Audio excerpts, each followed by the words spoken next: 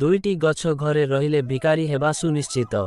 ନିଶ୍ଚୟ ଜାଣି ରଖନ୍ତୁ, ଭଗବାନ ଶ୍ରୀକୃଷ୍ଣ ଯିଏକି ବିପୁଳ ବାସ୍ତୁଶାସ୍ତ୍ର ଜ୍ଞାନର ଅଧିକାରୀ, ସେ ସମୟ ସମୟରେ ଧର୍ମରାଜ ଯୁଧିଷ୍ଠିରଙ୍କୁ ବାସ୍ତୁଶାସ୍ତ୍ର ବିଷୟରେ ଜ୍ଞାନ ଦେଉଥିଲେ।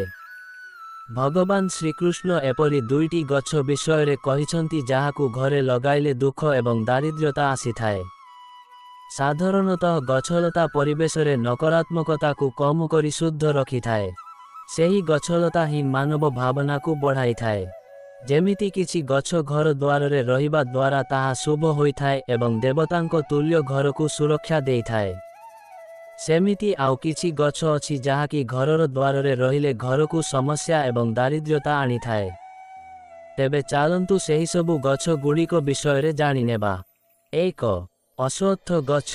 ଏହି ଗଛରେ ସ୍ୱୟଂ ଭଗବାନ ବିଷ୍ଣୁ ବାସ କରନ୍ତି, ଅର୍ଥାତ୍ ମୂଳରେ ଭଗବାନ ବିଷ୍ଣୁ, ମଧ୍ୟଭାଗରେ ମହାଦେବ ଏବଂ ଉପର ଭାଗରେ ବ୍ରହ୍ମା ବାସ କରନ୍ତି। ଜଳାଶୟ ନିକଟରେ ଅଶ୍ୱତ୍ଥ ଗଛ ରହିବା ଭଲ, କାରଣ ସେହି ଗଛରୁ ପତ୍ର ଜଳାଶୟରେ ପଡ଼ିଲେ ପିତୃପୁରୁଷ ପ୍ରସନ୍ନ ହୁଅନ୍ତି ଏବଂ ପ୍ରତ୍ୟେକ ଦିନ ସ୍ନାନ କରି ଅଶ୍ୱତ୍ଥ ଗଛକୁ ସ୍ପର୍ଶ କଲେ ଜୀବନର ସବୁ ପାପ ଦୂରେଇ ଯାଏ ଏବଂ ଶହ ଶହ ଯଜ୍ଞର ପୁଣ୍ୟ ଫଳ ମଧ୍ୟ ପ୍ରାପ୍ତ ହୋଇଥାଏ। ଅଶ୍ୱତ୍ଥ ଗଛକୁ ଜଳ ଅର୍ପଣ କଲେ ମଧ୍ୟ ଅନେକ ଫଳ ପ୍ରାପ୍ତ ହୋଇଥାଏ। 2. ଅଁଳା ଗଛ।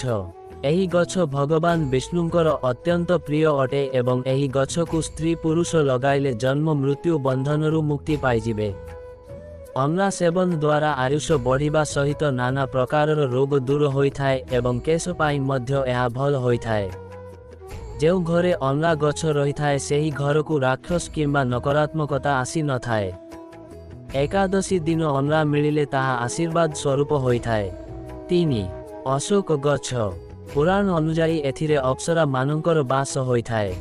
ଏହି ଗଛକୁ ଘର ପାଖରେ ଲଗାଇଲେ ଦୁଃଖ, ଦାରିଦ୍ର୍ୟତା ଏବଂ ଅଶାନ୍ତି ଦୂର କରି ଶାନ୍ତି ଦେଇଥାଏ। ଏହା ଶୀତଳତା ଏବଂ ଯୌବନ ପ୍ରଦାନ କରିଥାଏ। ଏହା ବ୍ୟତୀତ ତେତୟାରେ ମାତା ସୀତାଙ୍କୁ ରାବଣ ହରଣ କରି ଅଶୋକ ବାଟିକାରେ ରଖିଥିଲା, ଯେଉଁଠି ଅଶୋକ ଗଛ ମାତା ସୀତାଙ୍କୁ ସୁରକ୍ଷା ଦେଇଥିଲା। ତେଣୁ ମାତା ସୀତା ବରଦାନ ଦେଇଥିଲେ ଯେ ଯେଉଁଠି ଅଶୋକ ଗଛ ରହିବ ସେଠାରେ ମାତା ସୀତାଙ୍କ ବାସ ହେବ।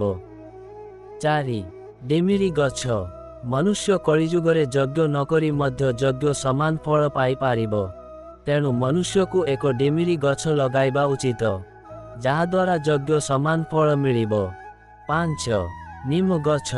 ଏହି ଗଛକୁ ଘର ପାଖରେ ଲଗାଇଲେ ଭଗବାନ ସୂର୍ଯ୍ୟଦେବ ଏବଂ ମାତା ଲକ୍ଷ୍ମୀ ପ୍ରସନ୍ନ ହୁଅନ୍ତି। ଏହା ବ୍ୟତୀତ ଏହି ଗଛକୁ ଘର ପାଖରେ ଲଗାଇଲେ ନକାରାତ୍ମକତା ଦୂର ହୋଇଥାଏ ଏବଂ ନାନା ପ୍ରକାରର ରୋଗ ମଧ୍ୟ ଦୂର ହୋଇଥାଏ। 6. ଜାମୁକୋଳି ଗଛ। କନ୍ୟା ଇଚ୍ଛା ରଖୁଥିବା ବ୍ୟକ୍ତି ଏହି ଗଛ ଘର ବାହାରେ ଲଗାଇବା ଉଚିତ। ପଦ୍ମ ପୁରାଣ ଅନୁଯାୟୀ ଯେଉଁ ବ୍ୟକ୍ତି ଏହି ଗଛ ଘର ସାମ୍ନାରେ ଲଗାଇଥାଏ ସେହି ଘରେ କନ୍ୟା ଜନ୍ମ ହୋଇଥାଏ ଯିଏକି କୁଳର ଗୌରବ ବଢ଼ାଇଥାଏ।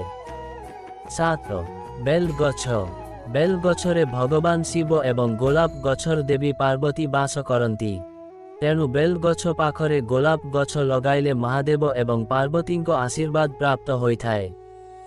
ସେହି ଘରକୁ କେବେ ବି ଦୁଃଖ ଦାରିଦ୍ର୍ୟତା ଆସି ନଥାଏ ଏବଂ କାହାରି ଅକାଳ ମୃତ୍ୟୁ ହୋଇନଥାଏ। 8. ନଡ଼ିଆ ଗଛ। ଏହି ଗଛ ଅତ୍ୟନ୍ତ ଶୁଭ ଅଟେ ଏବଂ ଏହାକୁ ଘର ସାମ୍ନାରେ ଲଗାଇବା ଭଲ ହୋଇଥାଏ। ସେହି ଘର ଲୋକଙ୍କର ମାନ ସମ୍ମାନ ବଢ଼ିଥାଏ। 9. ତାଳ ଗଛ। ମନୁଷ୍ୟକୁ କେବେ ବି ତାଳ ଗଛ ଲଗାଇବା ଉଚିତ ନୁହେଁ। ଏହା ସନ୍ତାନ ନାଶ କରିଥାଏ। ଯେଉଁ ଘର ପାଖରେ ଏହି ଗଛ ରହିଥାଏ ସେହି ଘରର ସନ୍ତାନ ମାନଙ୍କର କେବେ ବି ଉନ୍ନତି ହୋଇନଥାଏ, କାରଣ ଏହି ଗଛରେ ପ୍ରେତ ମାନଙ୍କର ବାସ ହୋଇଥାଏ। ବନ୍ଧୁଗଣ, ପୋଷ୍ଟଟି ଆପଣମାନଙ୍କୁ ଭଲ ଲାଗିଥିଲେ ପେଜକୁ ଲାଇକ୍, କମେଣ୍ଟ ଓ ସେୟାର କରନ୍ତୁ। ଏଥିସହ ଆଗକୁ ଏହିଭଳି ପୋଷ୍ଟ ପଢ଼ିବା ପାଇଁ ଆମ ସହ ଯୋଡ଼ି ହୋଇ ରହିଥାନ୍ତୁ। ଧନ୍ୟବାଦ।